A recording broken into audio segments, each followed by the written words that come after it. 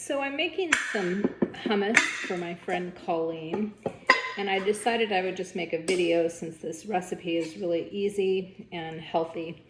One thing I'm doing right here is I'm draining the liquid out of the chickpeas.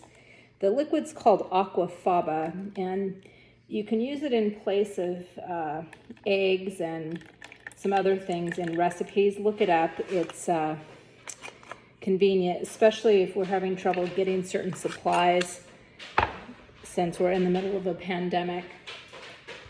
Save it, you can freeze it, refrigerate it, and then use it later.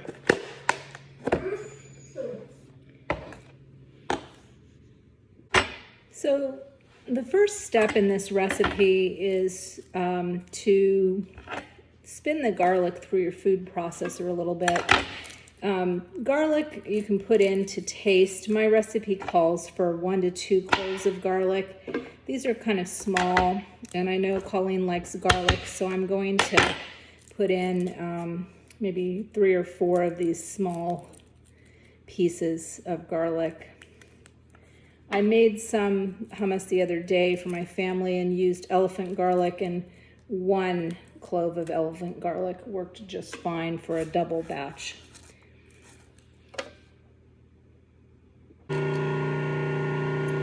Once your garlic is done, then you can begin just dumping in all the other ingredients into the food processor. I like to scrape down the garlic a little bit so it's not all over the sides. And then you can put in the chickpeas, the lemon, the water, the tahini, and olive oil and spices.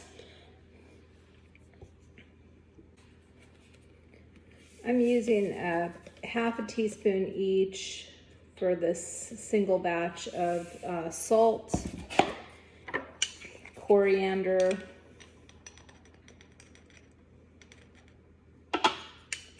and cumin. This is more of a traditional hummus, Middle Eastern hummus. If you don't like these spices, you could certainly spice it with something else. I need 2 tablespoons of cold water. Sometimes if I don't have quite enough lemon juice, always use fresh lemon juice. Don't use that stuff in the bottle. If I don't have quite enough lemon juice, then sometimes I will add a little bit more water instead. Today I'm using previously frozen lemon from my batch of lemons off my tree, 4 tablespoons of lemon juice,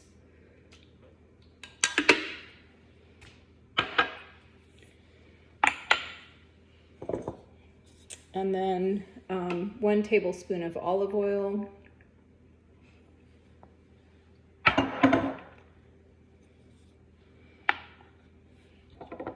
and then lastly 3 tablespoons of tahini. This tahini is from Trader Joe's, but you can also find tahini in the other grocery stores in the can. It's just a sesame seed paste. It has good flavor and thickens the hummus as well.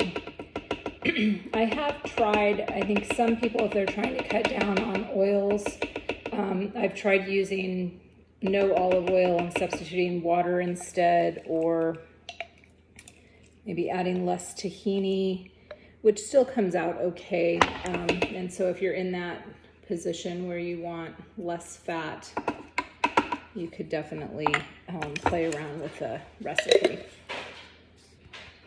So once you've got all your ingredients in the food processor, you might be able to do this in a mini chop also, depending on how big your mini food processor is.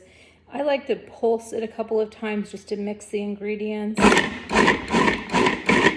And then I just turn it on to process until it's as smooth as I would like it. I recommend to pause this once at least to scrape down the sides and make sure all that garlic is in there and the ingredients are mixing well. And then this looks like it needs to go a little bit longer, so I'm going to turn it back on for a while.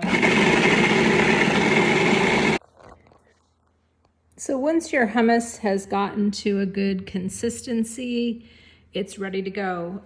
I recommend refrigerating for a little while if you want it a little bit firmer, but you could certainly eat some of it now.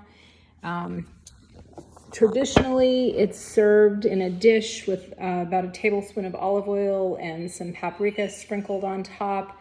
Today, I'm going to just put it in containers since I'm taking it to a friend.